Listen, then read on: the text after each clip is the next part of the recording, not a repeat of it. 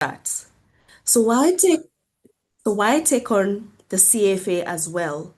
What did you see in the market or in your own career that made you decide, I need that edge and I need it now? Okay. Thank you, Brenda. And I think CFA is one of the most important and to degree to have a certification to have. There were two, three things which went logically into why I should do a CFA. Because when you see a CFA, it is a globally recognized. So I just want to give an incident when I was in Dubai. I got an opportunity to work with a private equity firm. And though I have a master's degree and engineering degree, and that's from the best colleges. But they were the one they have taken me, and they have specifically told me they have taken me because of the CFA. So CFA is recognized everywhere in Africa, in Middle East, India, Asia, UK, US. So it's like a what I'll say it's a global passport. But more to do with apart from that, if you see a CFA, so so level one gives you more of a fundamental basics are right. You reach at one level. Then at level two is give you from the analysis. You upgrade yourself and then you do little more analysis. It's more of a case based exam. And then the final level, I think, which I like the most, which is level three. It's more to do with the strategic. And if you are more of a strategic and if you work as per, KPI and KRA, then CFA gives you a strategic bent. Sometimes what happens is we get flown away in the day-to-day operational thing, but we need to have a, a target, long-term target. What do you want to achieve? So in those perspective, I feel CFA is one of the course which cover all level of rigor and give you a strategic view in order to manage the finance if you are focusing from investment policy statement sort of thing, or manage a strategy of the company, or if you have a strategy map. So I think this way it gives a very good framework and very good thing to professional, I'll say a professional tool to, maneuver in any part of your careers. But specifically at high level, level three is the best to, do that. So Mhm. I'll stop there. Thank you, Neeraj. And do you have a specific inflection point in your career that led you to choose the program, or what were they small moments that made you come to this decision? Wonderful question, Brenda. I think the main moment was because I was in a leadership position and I was working with the company. But then I was analyzing where will I make the most impact, because finance is the base of any organization. So one moment I saw, because lot of, if I'll say, we have local CPA or local CA.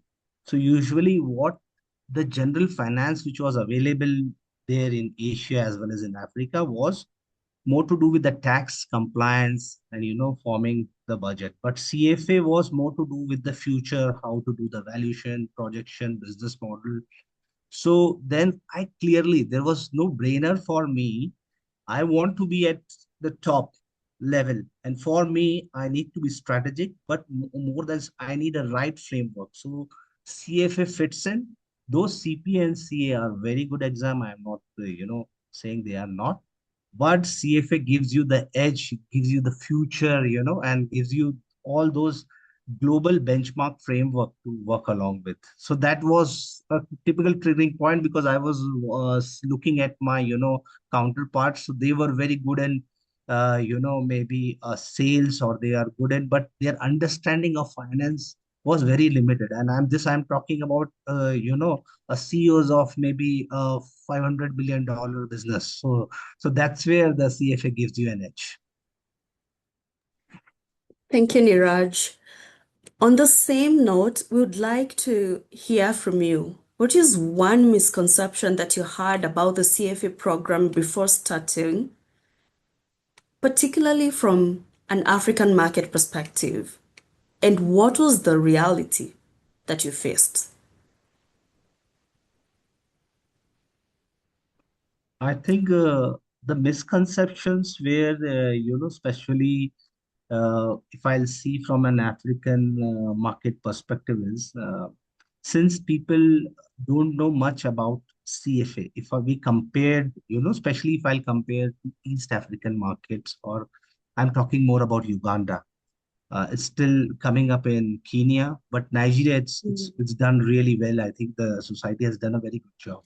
So biggest misconception is to, you know, put in the mark how, recognize it, or, we haven't done a market it well, because CFA is one of the toughest exam. If you see, we have to go through the 8,000 pages of, curriculum. We have to go through 900 to 1,200 hours of rigor, preparation work, and then after that you have 15 to 20% chances of getting a CFA certificate. So that what CFA is right now here, and that I think conception or the mind share is not yet there, in Africa. People, if you people try to compare it with the masters and this thing, where passing rate, I believe, is around 60-70%. And also, if we compare also with the CPA also, the CFA has little more edge on the difficulty. So that misconception is there. So especially for the CFA East Africa, we need to work more in terms of telling people what really CFA is worth. So that misconception is there, and people don't recognize what kind of hard work, discipline, rigor went into, to get a CFA. It's not just like, another master degree. Thank you, Neeraj. At the start, were you driven by mastery or career signaling? And how has that evolved through the journey? From what you've told us, both of them have been a driving force. But what was the initial trigger? Was it mastery or career signaling? Brenda, that was very, very, very good question. And I think I'll give you a very authentic and honest revert on that. Initially, it was more from getting a good designation attached, associated with your name. As you see the crowd and you go with it, all the best players, what they are doing, you also try to, do that. Initially, it was that, because firstly CFA gives you a very, it's a challenging exam. So a lot of my friends who are, CFOs of banks in Nigeria, they also took, I think, few exams to clear it, finally. So that's where goes, it was more of a career signaling or getting a designation, which is of, getting shortlisted. The mastering of, a management skill set or investment skill set. So Brenda, just very interesting. I don't know if you have observed, I have raised more than $50 million across Africa. And these are, Mhm. people, these are the hidden nuances which CFA gives you, where, um, you are very clear of, what kind of the assumption, fundamental assumption, risk of returns you'll take. So fundamentally, it makes you very clear. Then you find a right network also in CFA. So you master and, think through, you test the assumptions, you test the proposals. So that's where I think in few of the things where I raised $50 million, or when I was in Zimbabwe, when I was working with the merger of the two company, where that was $250 million. Then very Mhm. interesting fact, especially I want to say here is, I met a person from ENY, and luckily he was also a CFA holder. So we were speaking the same language. So I was the one who has appointed him to that company. He was also CFA. We are speaking our language. And then we were building a models, and then we were discussing on the fundamentals accordingly. So these are, this is what I feel my journey started first with, more of a career signaling, and then now to mastering it to the core, especially from a business perspective. or especially from the finance perspective to get the best and clear valuation of the company. Thank you for that, Neeraj.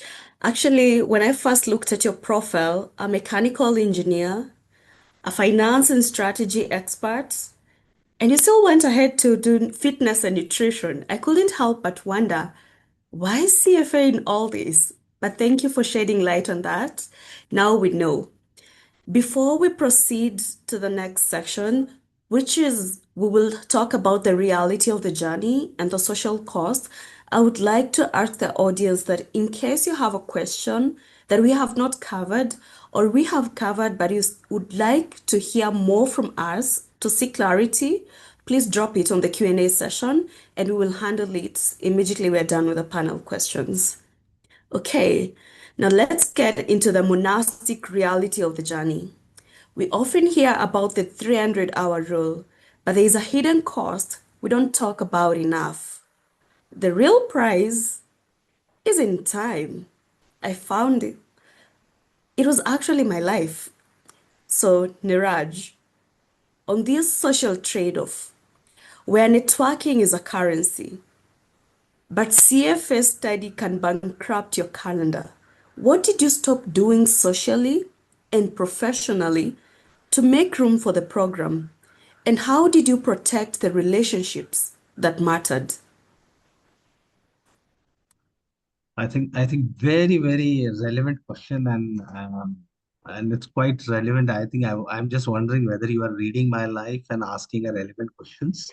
So, when I'll give you an example uh, how I did my CFA level 3.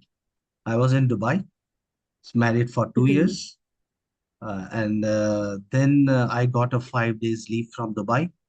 I traveled to India because a center was allocated earlier. So I gave my exams and came back, and luckily I passed. But this is the result. Now every Saturdays and Sundays I'm not available for, especially in Dubai it's more on Friday and Saturday. So I'm not available for my family. No social mhm. cutoffs, because you need to, because these are basic and you need to master these basic before exam, otherwise you're not going to make it, because it's quite tough Yeah. exams. So cut off all the social commitments, especially I'll say before 3 months of the exams. So I did that, first thing. Second is also, I took before final exam, I took 10 days leave, and which was well thought planned before, discuss with the board. Given my position, no travel out of Dubai, because I used to travel to Nigeria, Cameroon, Congo, and India every 2 months. Mhm, So the traveling, no traveling, take time before the exam, and then even in office, especially those 3 months which were closer to exams, then I have delegated a lot of my work to my assistant or country heads, which were dealing with different aspects, with the understanding that I won't be available. So all the critical, I'll say, as hands off metrics, we'll say, all unimportant thing and unurgent thing I have delegated for 3 months, and luckily I have a shareholder who understood it. So I was able to make it. But yes, and one more thing, during the travel hours also to your office, you have to take a book that from a provider. So I was, uh, reading the book of Schwezer, or listening to their audio. But what I'll say, mhm, this is the life we have to overcome, and this was worth it, because whatever I have, we have all pockets and portfolios. So whatever time I devoted from my family or other commitments to this, it's worth, because it gives you the rigor, it gives you that you value it more, because you have really on aspects of life, you have given your life to clear this exam, and it takes you quite long. And that's why, Brenda, you must be seeing it, that culture, when it's in it's in all your area, whether it's health or this. So you have a fighting spirit in all that area, and you don't want to lose. And even and that's why that's how I managed it. But yes, after that, I have managed my family life. So saying like that, more to then you compensate post exam, and they are also very happy and they also understood. So I'm grateful for, those perspectives. Yeah, thank you. You know, I can't help but relate 100% to that response. When I started my CFA level one, I was not even married. By the time I was done with level three, I was married with two children. So basically, my journey was CFA and building a family concurrently. I did my level two when my firstborn son was 9 months old, and I did level three when my secondborn and lastborn son was September to August, 11 months old. Yeah. So I can imagine the sacrifices that you had to take, but they're totally worth it. The delegation, that is key. Thank you for pointing these things to us because this is not, unfortunately, one of those papers or rather professionals that we tend to pursue early on in life. From the CFA website, most of the people that pursue CFA are much older than when they were pursuing their undergraduate. And with that comes the responsibilities of work and also social responsibility, family, sometimes it's parents and also friends. Thank you for sharing that with us. I'll keep on opining so that I give you a break to breathe as you wait for Ruth to join us. Now, the other question, Niraj, we will put in the 300 hours, sometimes 500. For my case, I didn't have a record, but I can assure you it was above the 300-hour rule. Then failure comes. How should candidates deal with failure, given the low pass rates? And what mindset shift is required to sustain motivation over multiple years? Yeah, I think, Brenda, that's very good question, and it's not only relevant for CFA but for any competitive exams. Where failure will happen, and just to give you an example and de-stress everybody, one should watch a documentary of Nigeria CFA. And if you hear from those stalwarts from, the banks, CEOs of the banks or CFO of the banks, and they really, because given their timeline, they have cleared exams maybe in multiple attempts. So that firstly, fail doesn't show, reflects on your worth. If you stop trying, then you are failing. If you are trying, Mhm. then it's okay. And just in, my case, on the level two, I was not able to, I was in so many multiple assignment, I was not able to focus much on the studies. Then I didn't clear it in first attempt, level two.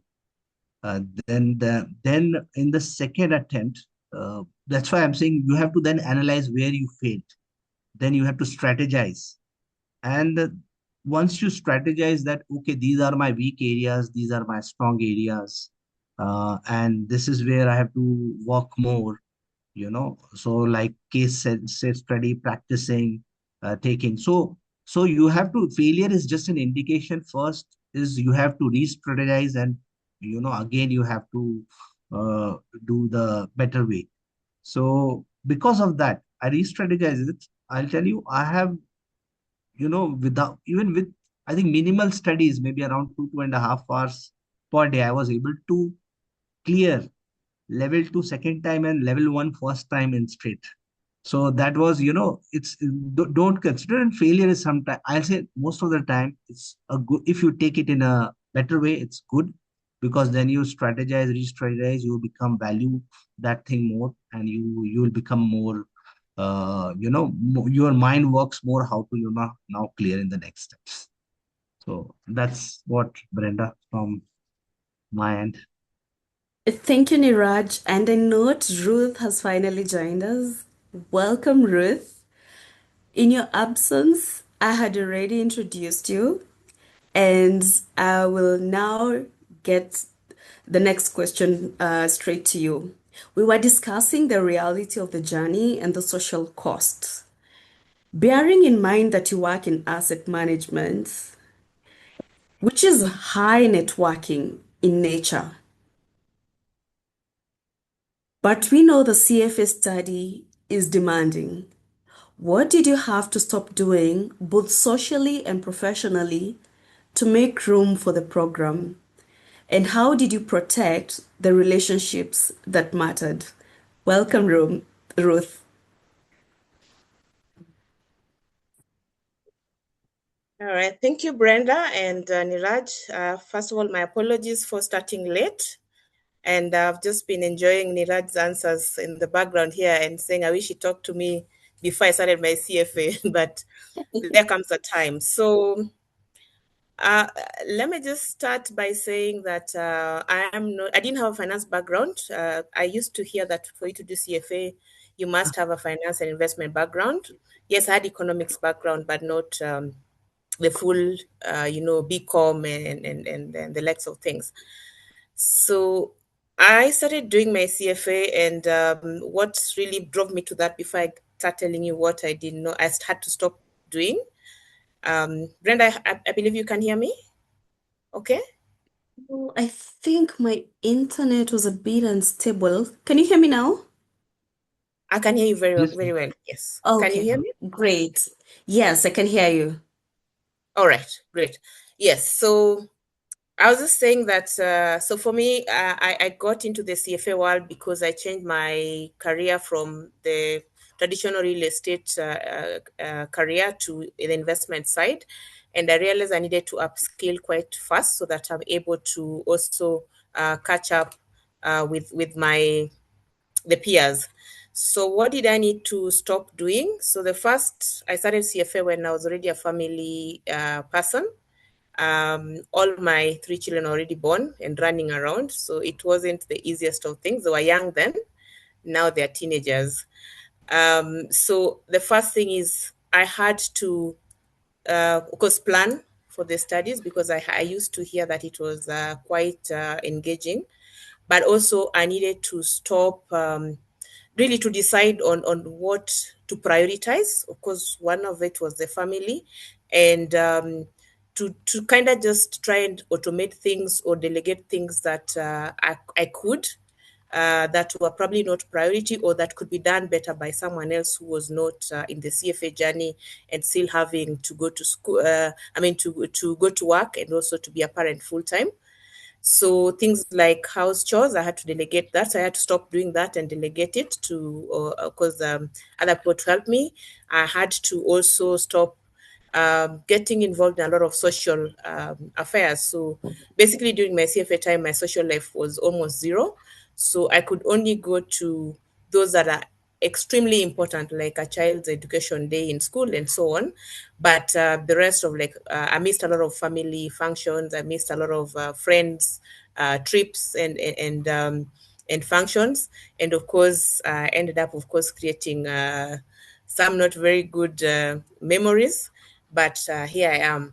Of course, I also had to stop taking on all the assignments and just really focus on at work. What is the priority? What must Ruth be the one to do, and what can Ruth be able to delegate to other members of the team? Where can I get support from? So I maybe just in conclusion is to say that you really have to reprioritize your issues and then understand what must you do in person and what can you then get help from other people. Back to you, Brenda. Thank you. The next question that I would like you to address is the failure mindset. What happens when the long-awaited email lands and you don't see the word congratulations? What next? What Wow. sustains you? Wow, yeah, they did come a few times. I think they came more than the congratulations. So the only three congratulations.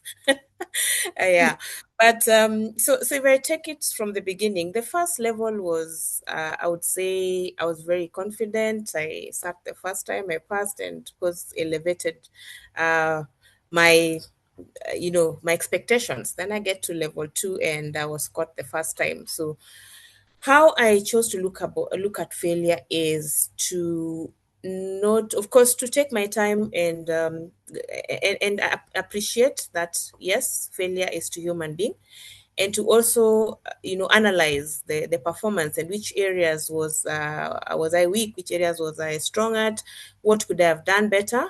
But I chose to make it a springboard, so not just to stay down and keep lamenting, but make it a springboard for the next attempt. So I had this colleague who was already a charter holder then, and he used to tell me this phrase like, Ruth, these two shall come to pass. So that was my mantra. So every time I went through failure, I would tell myself, these two shall come to pass.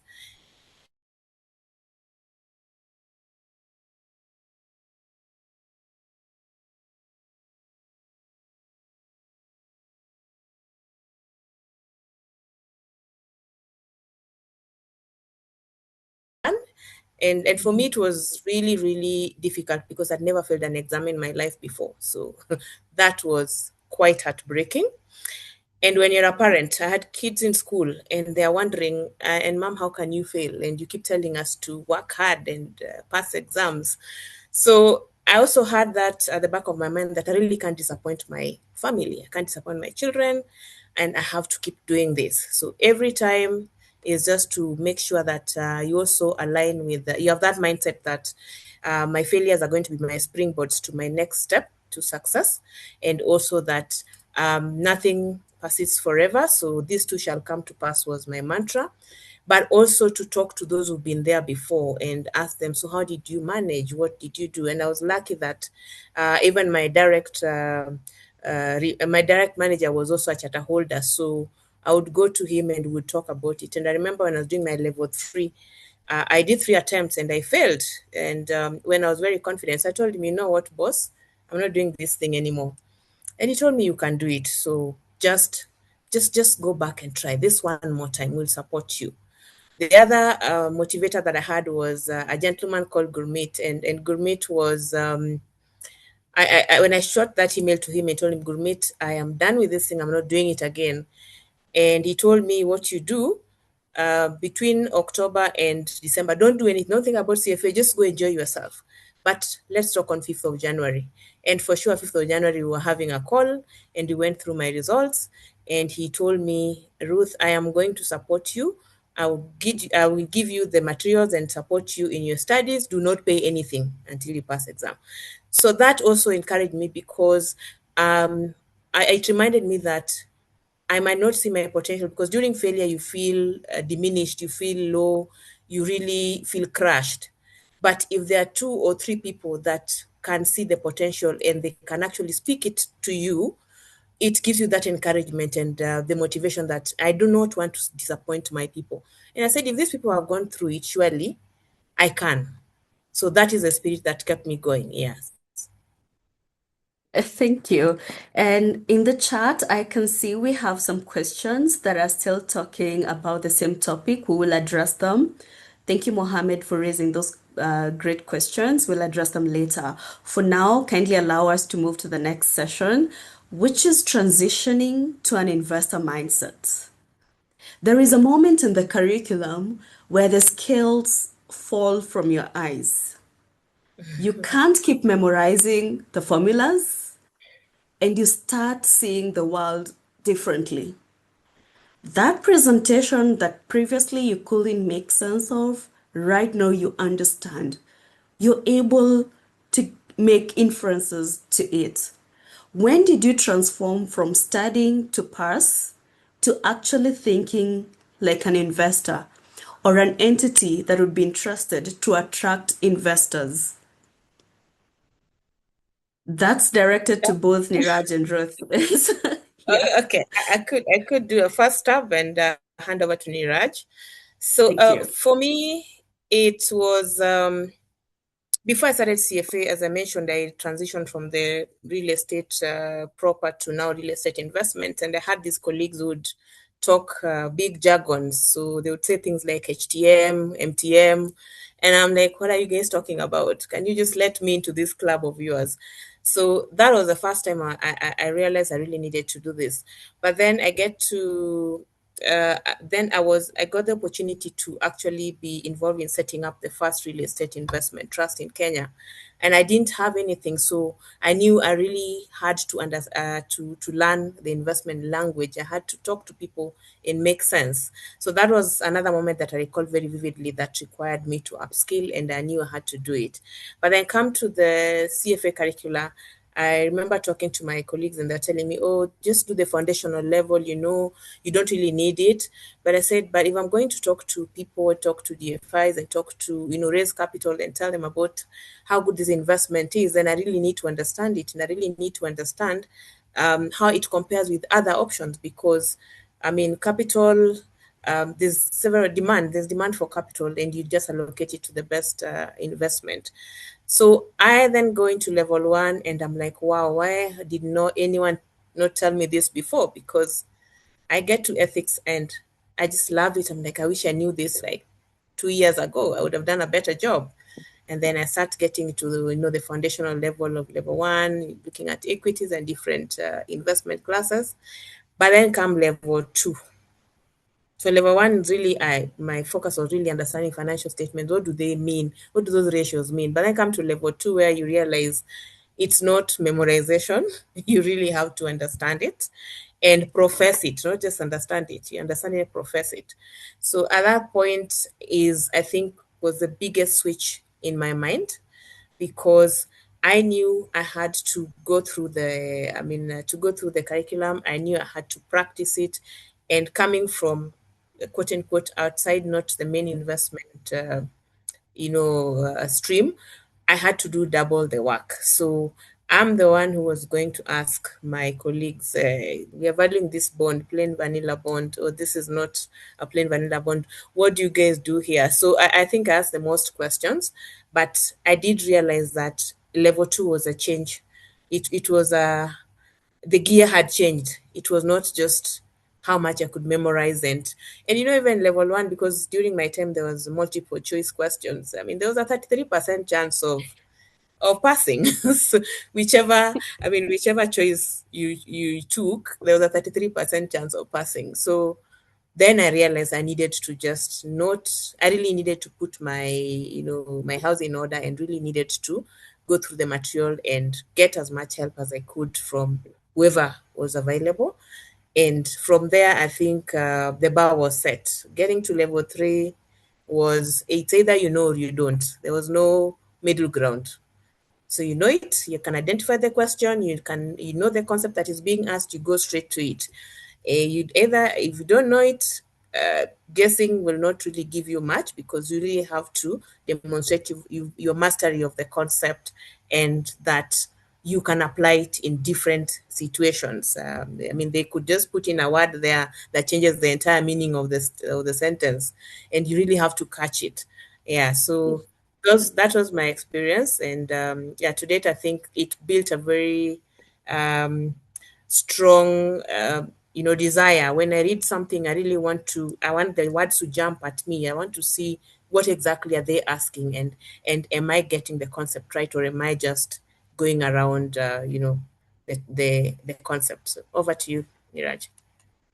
Mhm. Uh, And thanks, Ruth. maybe, sorry, Neeraj, just before you take over, I would like to add a follow-on question to that because I noticed you had indirectly responded to this earlier on in the conversation.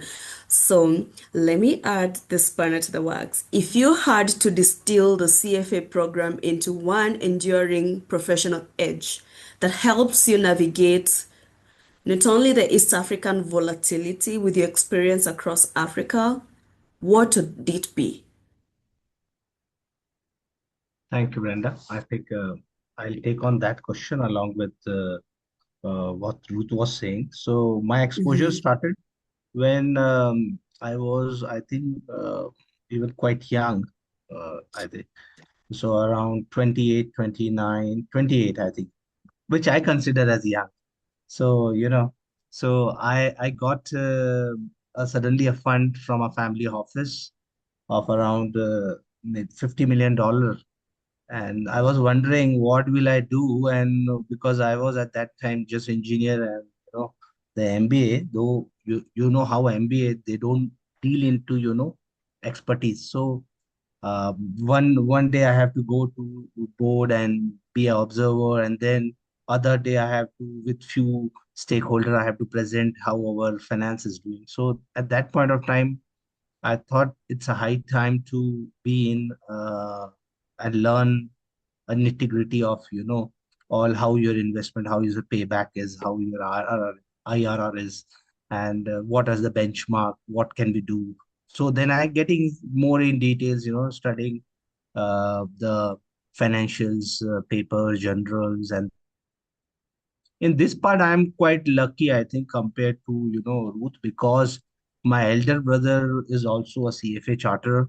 He used to work with JP Morgan in New York. So and then Mhm. he ran his own CFA training company in Mumbai. So I used to assist him to train the analyst, but when you will train the analyst, you yourself is nothing, so you have to do a CFA. So that's where we started. He paid for my level 1 and I cleared it. Mhm. So that was my triggering point to start the CFA. Then, Brenda, what was your second question? Can you again repeat it for me to be make it more specific? Okay, if you had to distill the CFA program into one enduring professional edge that helps you navigate East African volatility, what would it be? I'll say it give you a strategic bent, especially post level 2 and level 3, which is more Mhm. to have an investment policy statement as well as a portfolio management. So you look at the things from not only from just a single, I can say single focus. You see all the parameters, multi-country, multi-volatility, and you see everything, mostly your business like a portfolio. And fortunately, I worked with multinationals, so where they are in pharmaceutical, they are in agrochemical, they are in papers. So you have to think like you are managing a portfolio, not one company. So you have to think from, so that edge, especially the strategic Mhm. thought process and long-term process, what I believe CFA gives you an edge over any other courses. Thank you, Niraj, for that. So, Ruth, we go back to you. How do Okay. you balance depth versus breadth, especially when applying global frameworks to local context? I mean, we don't want to sound abstract when we are presenting to our audience, our clients, our colleagues. How do we apply them to be practical and useful in our context? Thank you, Brenda. So, I think after this journey of CFA, one of the things that I clearly now do is I start with the end in mind. Yeah. So whether I'm looking at a real estate investment, I'm looking at any other type of investment, I will start with the end in mind. Like, so what does I want this investment to do in this portfolio? If anything was to go wrong, how will I exit? What will happen? So playing different scenarios, and just to be sure that, as Niraja said, I've covered all facets within the information that, of course, I have at that point. Information keeps changing. I mean, we started the year, we didn't know there was going to be Iran and US. Now we're in the middle of a war, and we are participating without our consent, but we are there. So, so one thing that the CFA has also done for me is really to understand where we are likely to go, and unfortunately enough, we are a developing country, so there's a lot to learn. So I'll just bring it home to my area of expertise for now, which is the real estate investment trust. So you do recall that in 2013, probably Kenya, this is the first time Kenya got the REITs regulations. And that's when I threw my hat into the ring to at least help set up this animal that no one really understood in the country. And we all started learning together, including our consultants. But the beauty was that because of CFA, of course, it's covered in the curriculum, just as the rest of real estate investment and so on. So it gives you an opportunity to see what's happening at a global level. I would say like the US is the biggest market for it, where I'm able to look at what's happening there, what has the history been, how have they been able to maneuver certain cycles and different economic cycles, and how they managed different challenges, and then bring that into the Kenyan market. So the beauty is now you don't have to reinvent the wheel. Someone has already invented that wheel. So the CFA gives you this latitude to be able to access this information, access professionals that have been there and gone before you.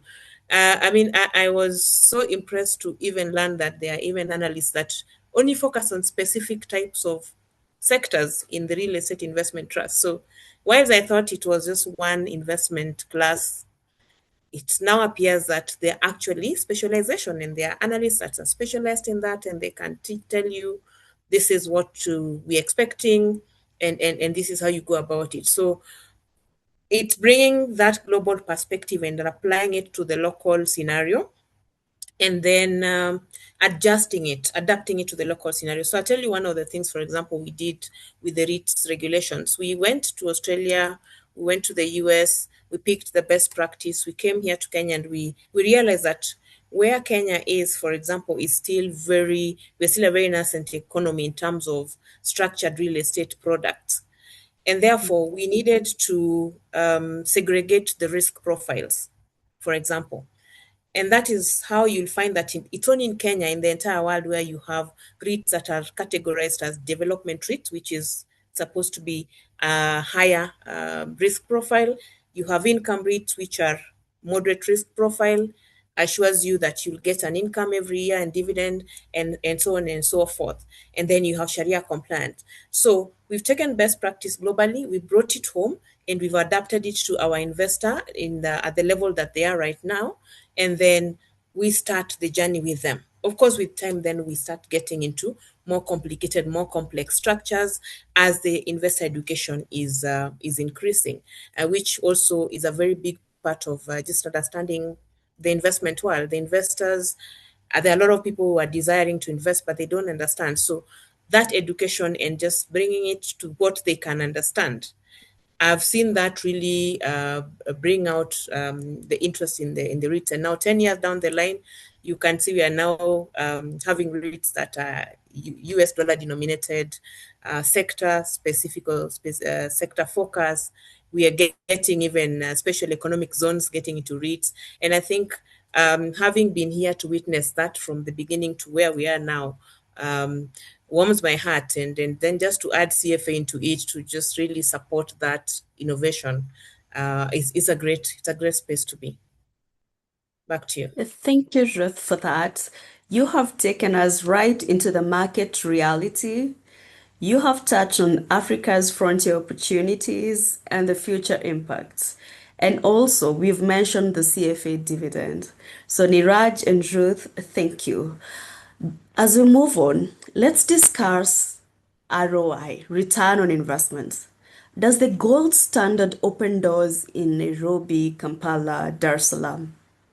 When does pursuing the CFA deliver the highest return on investment? And does passing automatically translate to opportunities? Or is there a gap that candidates must bridge? Niraj? I think it depends on the level. Every level comes with their pros and cons. And even, when I'm as an employer, maybe while I started my journey working with a bank, but as an employer also, if you see, so there is various USP which candidates level 1, level 2, level 3 comes in. So if you have done level 1, so I've studied so much around the world. And if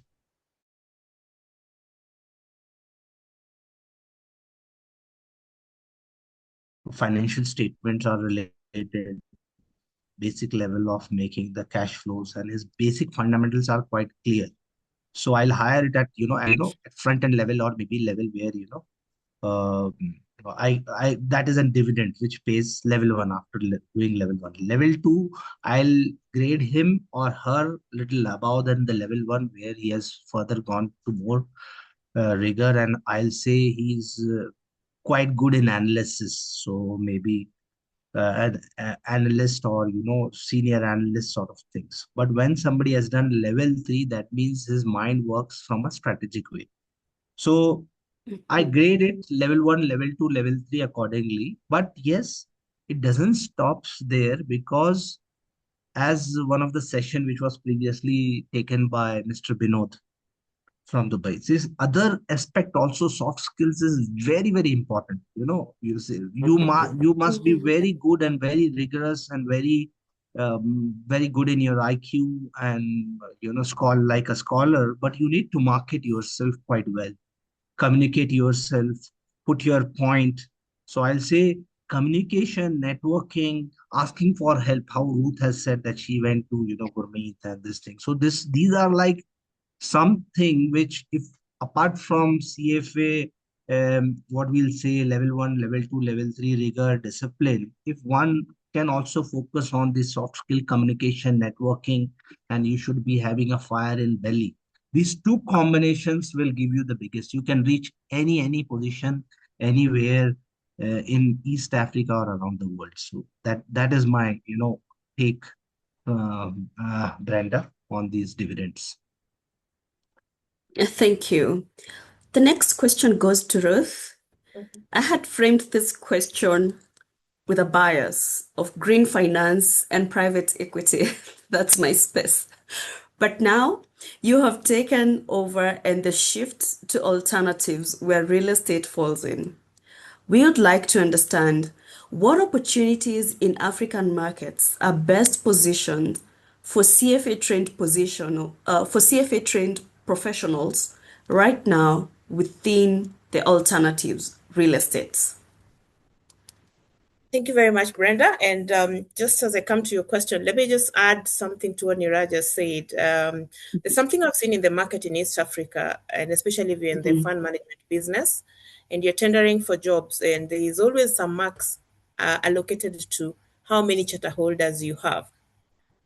So that tells you that the CFA charter is actually respected in East Africa.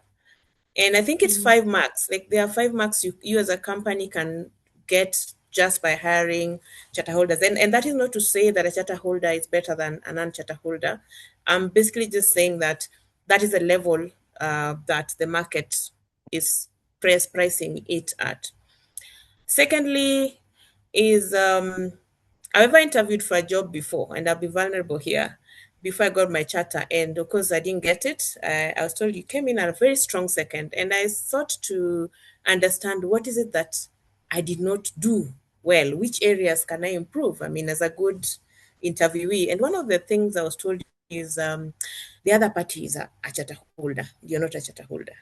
Of course, at that point, it was like, oh, okay, that hurts a bit, but I'm on the way. I'm coming there.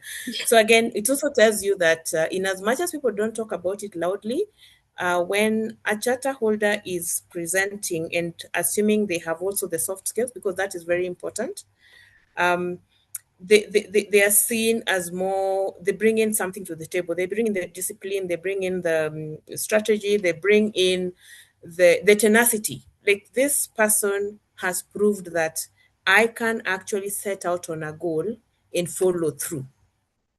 So that is like an added, I would say, strength. So I would encourage anyone who's on the journey to keep at it. Your seat will be at the table.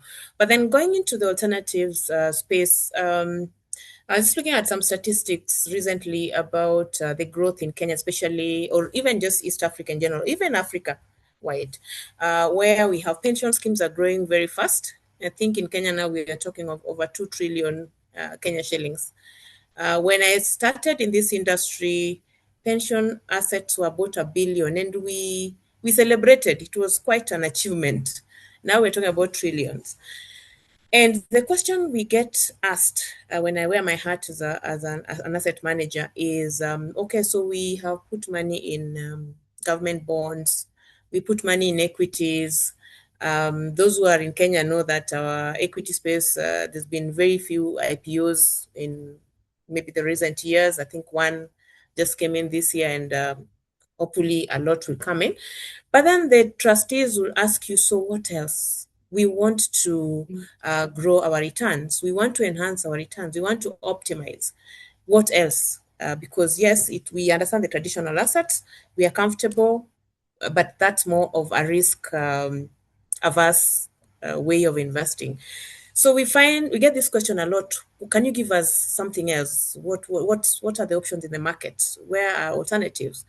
And even if you have alternatives, where do we have a place where we can put our money and still probably achieve the liquidity expectations? Especially if you remember in pension schemes, liquidity management, and even for insurance companies, matching your liabilities is very important. So that's where the alternatives come in. There is already money that is chasing opportunities, and they're chasing higher returns. And I believe all of us understand that higher risk, of course, higher return, but of course, you have to know how much risk you're willing and able to take. But so the monies are chasing opportunities. If you look at, for example, the REITs in Kenya now, one just got authorized, and they were able to raise the entire amount they're looking for, plus a green shoe. That tells you there's demand for such alternative spaces. If you look now at other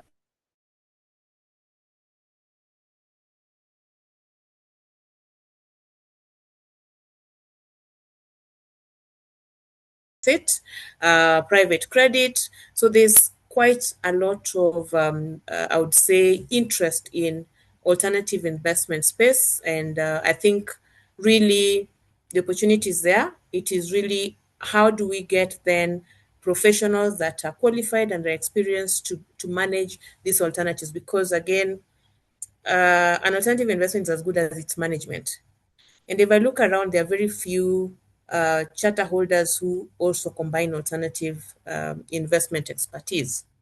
Yes, the CFA, because I did the portfolio management route, there was a bit of alternatives in there. I know now we have pathways, but to get someone, I've seen engineers who are charter holders, I've seen lawyers who are charter holders, I've seen valuers like myself who are charter holders, architects who are charter holders, and I find that when they bring an investment proposal, it is well thought out, it's well written, it's well researched, and it is easy to present it to an investor or to the owner of capital and be able to attract that capital, as opposed to if you only have like a single qualification. So personally, I believe it's value adding, and there's a lot of those kind of combination is being highly sought after. But having said that, also is just to encourage colleagues and members that you really need to understand your focus area. What is going to be your unique value proposition? What is going to differentiate you from the next charter holder in the room? Is it just the CFA charter, or what else can you add to that? I mean, now the world is developing at a very high speed. We're talking about AI. 2 years ago, we thought, oh, it will not take off, it's just rumors. Now we have AI actually who do work and can actually think like a human being and can execute like a human being and doesn't need to be told what to do. So what's going to happen next? So how can I then incorporate the evolving world scenarios together with my charter or my, qualification to then make investments either more accessible, more meaningful, and just really how can I interpret that to the investors' needs? Back to you. Thank you, Ruth, for that. You took us right into the technology edge. I tend to think there's a human judgment that still beats the algorithm. But maybe I would like to hear Neeraj opine on this. How do we stay commercially relevant when AI is starting to automate so many processes that we've been handling, like the basic financial modeling? How do we stay commercially relevant? I think very good question, and I think I little elaborate Ruth also in the previous topic. And it will connect, both will connect, especially, Mhm. uh, one of the most important things, even if you see any market which is developing, how Asia developed or how Africa is developing, the options of other alternative assets are quite less. And you have certain liability matching, how Ruth told about pension fund or insurance, where you have to be very the fund the investment should be more liquid. But when you go deeper, it's more to do with, what does this risk reflects? It reflects, the trust.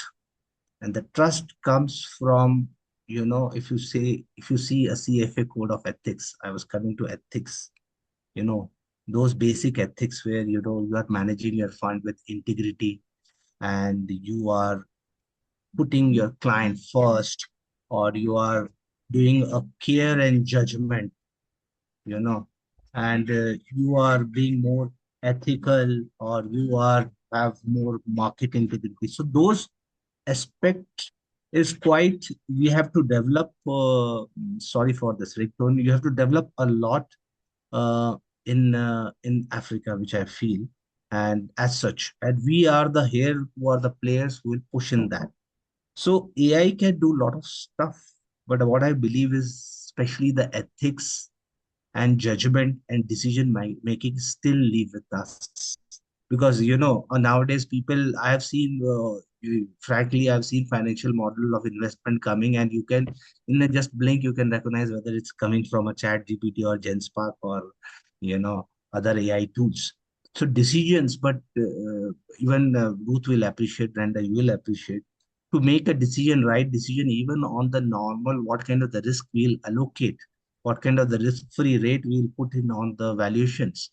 It requires a lot of rigor, a lot of thinking, a lot of depth, which I think AI, we should take it as a tool, as a support, which can build something which is up to 50 or 60%. But that 40%, which will give you, a result of, perfect results, or, developing of other assets, or which include judgment, ethics, is very, very essential. And it's like your body, it's like a head of your body.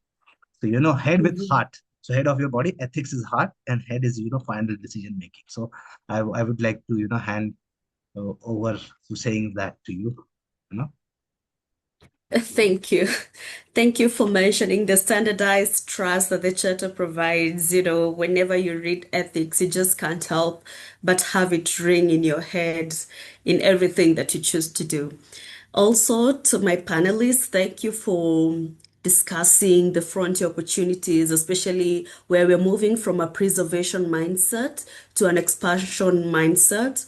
Like the Retirement Benefits Authority, it's pushing for the diversification, and the East African markets have become one large trading floor. So these are opportunities that charter holders should be able to take on and not just be analysts, but actually be leaders. Now we have 22 minutes. I would like to ask a final question. Thereafter, we will look at the questions that we have from the audience in the Q&A. So before we move to our audience Q&A, I want to ask one legacy question. We've talked about the grind, the sacrifice, and the ROI.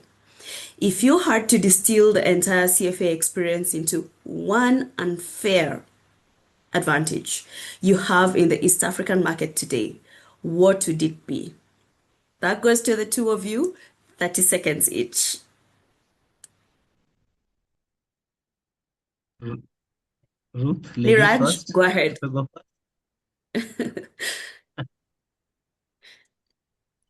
Sorry, is Neeraj going ahead? Oh, Okay, okay, Ruth. and just kindly just repeat the question. So if you are to distill the We CFA. want to hear if you want to distill the entire CFA experience into one unfair advantage, what would it be?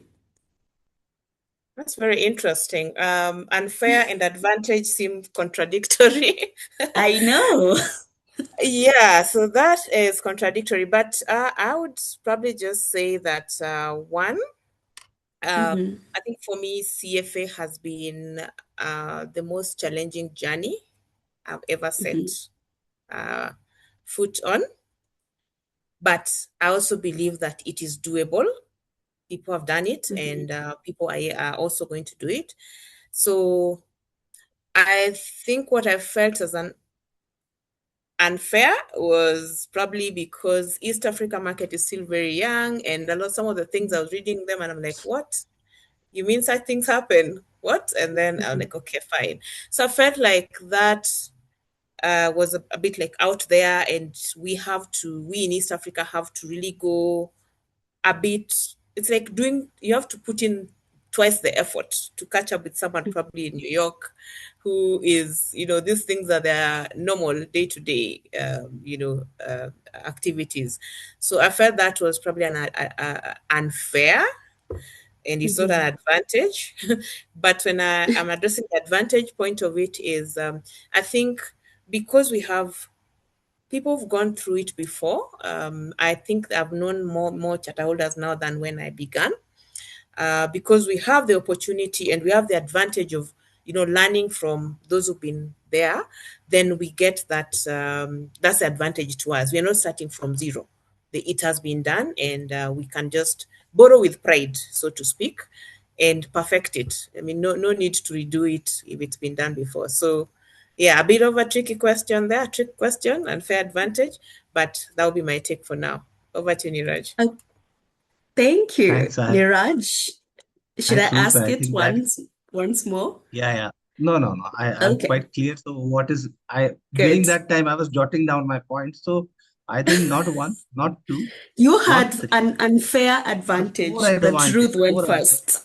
Yeah. First is ethics and trust. If you are a CFA charter, you can't, Mhm, you can't pass it with a fluke. That is for clear. Then second mhm, is strategic and portfolio level thinking. We all hear like, the top person in the company who's deal with long term, short term, everything. Third is global framework, like how Ruth told that all the frameworks of REITs were available. She went to Australia. But I think she should have confirmed without CFA in the background, she'll not, she didn't get those ideas how to, copy and those frameworks. And fourth is network and credibility.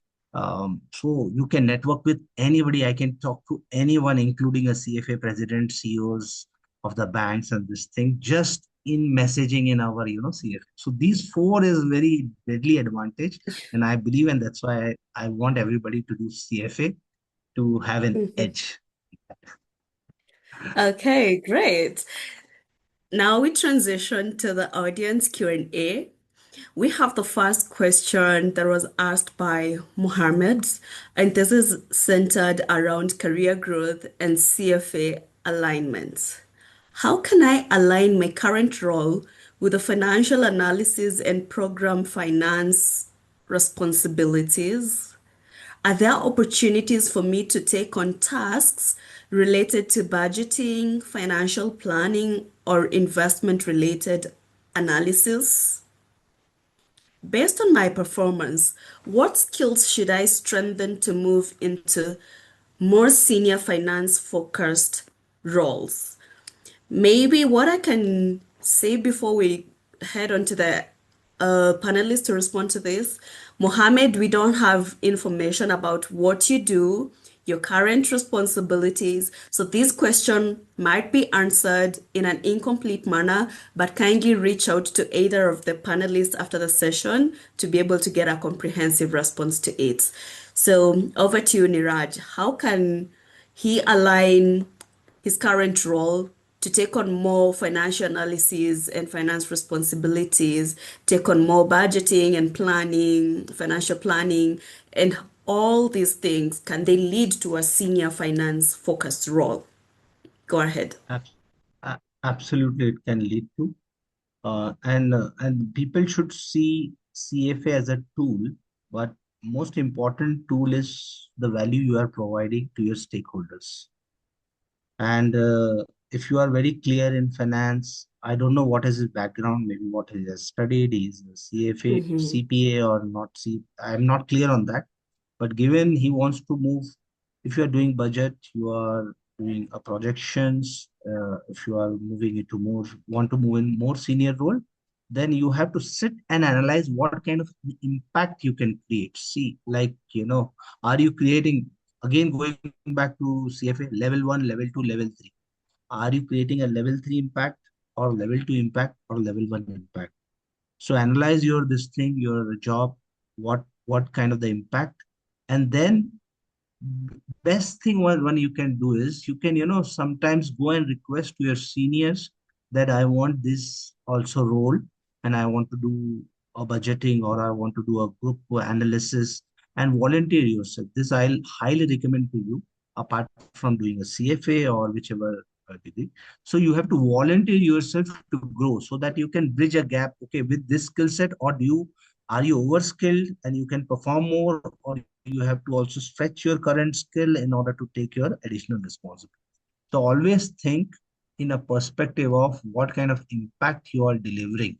And that will, just getting a CFA or just getting a degree will not, until you will create an, impact wise, you are creating some impact which is valuing. So always focus on value and impact what you're doing. That will be advice from my side. Over to you, Ruth. Yeah, maybe I can just chime in, and very well said, Mhm. Neeraj. Yeah, so I think the first thing I can say, and of course I'm saying this without understanding deeply what our viewer is, I mean, his current situation, but I think two things I can add. One of the things we do at our workplace is job rotation. Of course, you have to put your hand up. It's not that. One of the things I was told by a mentor is like, your boss doesn't go to sleep every day thinking, how can I make Ruth's life better? What does Ruth want to achieve? So that's hence I'm saying you have to put your hand up. You have to know what you want to achieve and identify what you need to do to get there. So basically, you have the vision, you have your strategy, and then you put your hand up and say, yes, boss, I am interested in this. I want to put my hand up, and I want to be, maybe I'm able to do it on my own, and I want to be paired with Ruth or with so and so that I can learn what they do. So even for us, my team, we do a job rotation. So you're a real estate analyst, you want to learn about equities, you want to learn about bonds, you want to learn about anything else, go sit with the analyst for a month, 2 months, as long as you want, as long as you are able to learn. You want to understand how insurance works, go sit with the actuaries for 2 weeks, job shadow, or just understand what they do and see if it's something you still want. So that has to have personal initiative from whoever is interested. So you put your hand up. Number two, I want to say is that for people who get promoted or who are successful, it's not it's something you have worked on, you've been ready, because your superiors will be able to know if Ruth is ready for the next level. And how do you demonstrate that you're ready? You demonstrate that you're able, one, to think outside of your mandate. You're able to produce or to give or to work across, cross-functional. You can't just be doing real estate and you stick to real estate and expect that tomorrow you'll be the CEO of the company. No, you really must understand the different facets of the entity, and you must be aligned with the objectives and the strategy of the entity. So I always tell my people, read the strategy document over and over. If you have to cram it, cram it, because you never know when you'll be required. And sometimes I intentionally just nominate people to go and, when you're trying to move someone from operational level to strategic level, you push them sometimes into the deep end. But you must have shown something for your leader, for your line manager to then decide, I am going to throw Ruth into this deep end and Ruth is going to swim and of course come back. Of course, you also have to know that what I'm assigning this person to do, what is the level of, what's the high level of stakes involved? Is it something that I can afford to get a miss and still survive? Will the company still survive? Or is it something that must be done and must be done right the first time? So again, as a leader, you always look at those parameters, and then you know how you can be able to position your people according to their strength, according to their interests, and according to their initiative. Back to you, Brenda. Thank you. We have a couple more questions. We'll try to be fast in responding to them. Which institution would you recommend for CFA classes? How safe is self-study? I don't think we can go ahead and recommend different people that are offering classes on various platforms. But the one thing that I can respond to is that you cannot avoid self-study. Whether you get complimentary classes from any provider, you cannot avoid self-study. I saved the panelists from responding to that. The next question we have from Moses Jaira. If I want to focus on risk management, which path should I take in level 3? Currently, I'm a level 2 candidate. Congratulations for making it this far. Over to you, Neeraj. Which pathway? We have private equity, portfolio management, and private markets. I think very interesting question and risk. To be very frank enough, risk is involved in all three. So I can't say private equity is without risk, or market is without risk. So I'll say I think it's a personal choice, and I think Ruth can comment more on that. But I believe Mhm, risk in all three is very, very important. So you can't choose specific market that you want to go. And I believe we have to focus on the risk, even from, see, for example, in private equity, when I was doing a transition with the London Stock Exchange to African company, and we were trying to merge with the UK entity. So there you have to see even not only the risk from the Nigerian entity. I have to go and visit in UK and see his company, go to the bottom line, what he's suggesting, everything projection is doing. So risk need to be involved in private equity terms. uh, from a real estate, I'll allow Ruth to speak much.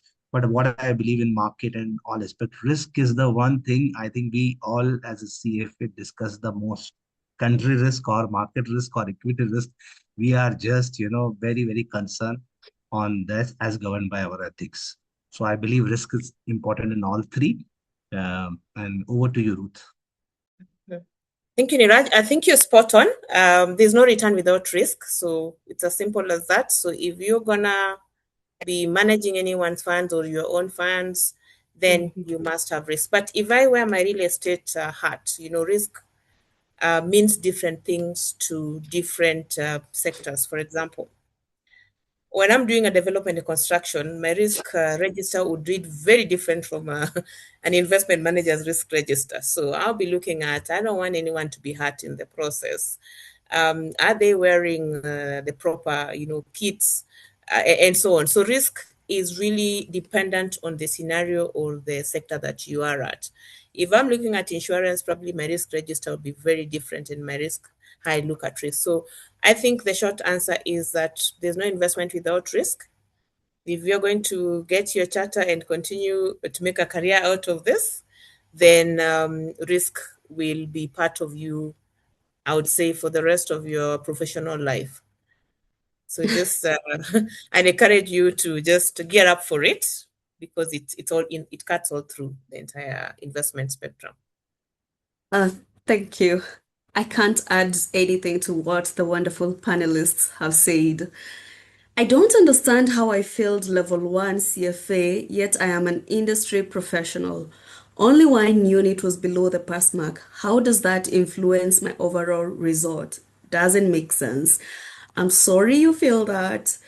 We are not able to explain how exactly what what unit is weighed how. So we may not have a concise and precise answer to give you comfort, but what I'll tell you, it's not the end of the road. Just look at how you prepared for it, repackage yourself, come back stronger than before, and let's see you excel above the 90th percentile. After finishing this journey, have you learned tips or ways that would have made the journey more easier and enjoyable at some point? I'm planning to start the CFA soon. Can you suggest the best prep providers? You responded to that.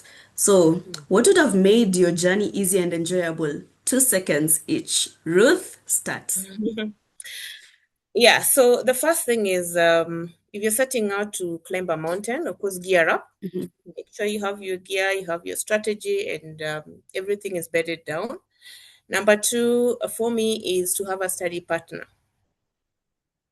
and get someone who's committed. I have had study partners before, and of course, not all of us passed, but I had one that if I was late for a discussion, we had like 3 days a week that we would discuss. We would agree in January, we've set up the timetable. We've taken all the topics and mapped them per week, per day, per week, until June. So we know June is our hard stop. We are sitting in August.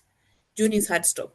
Every week you read, you do the end of chapter questions, you do the CFA questions, you come to discuss the ones that are challenging. And we had this habit of explaining to each other. So I've understood this concept, I explain to my partner, and with that, I also get to understand it even more, and vice versa.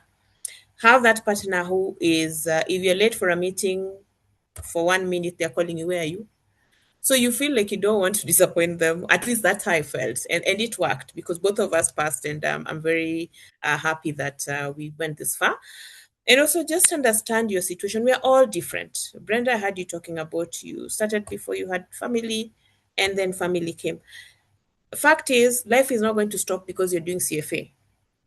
So it is up to you to decide, what is my poison? What can I live with? What can I not live with?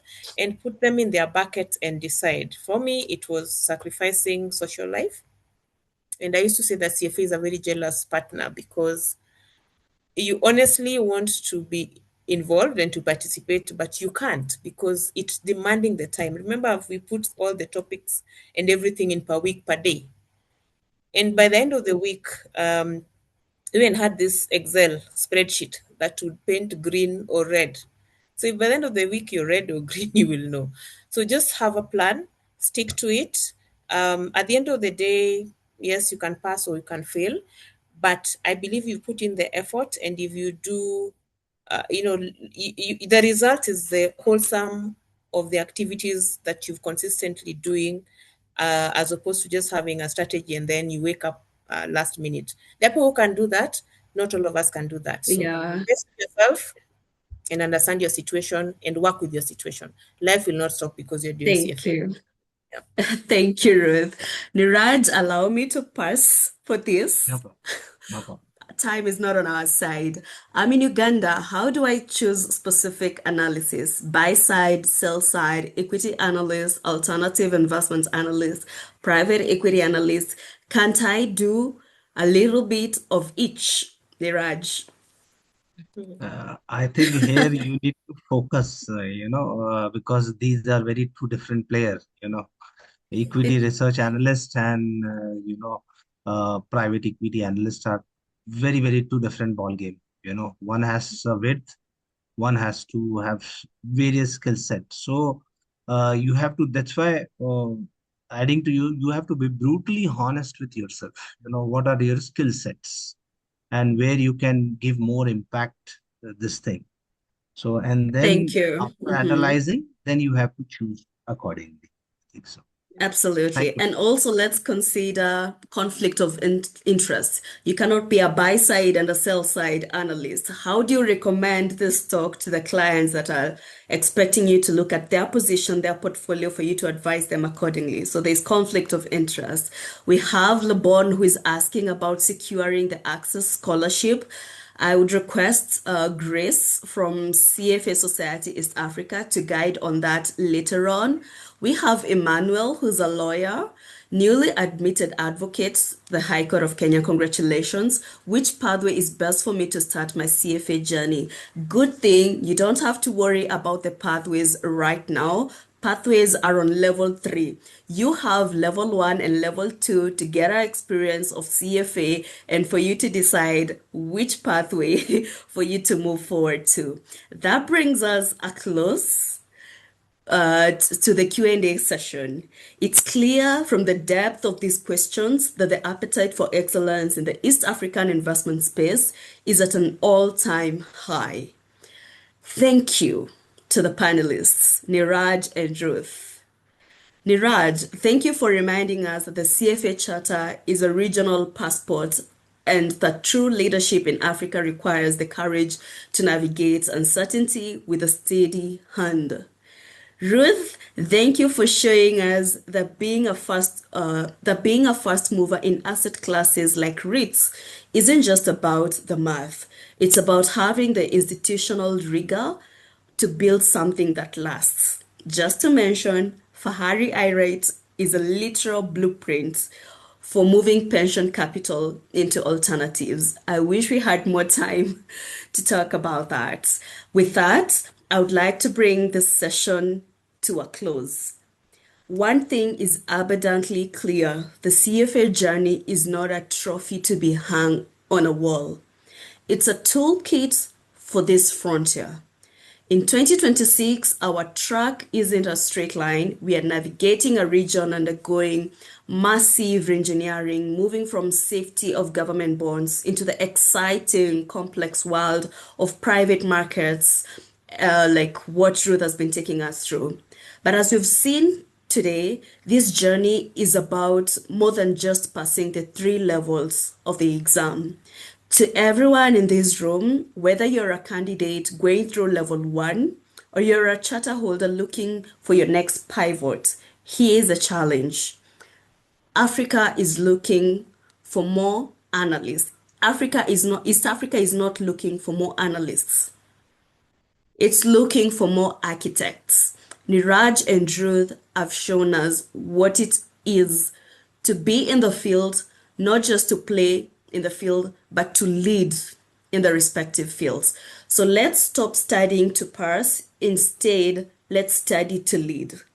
Let's own the ethics edge and let's build the ecosystem whereby we reach back and mentor a candidate.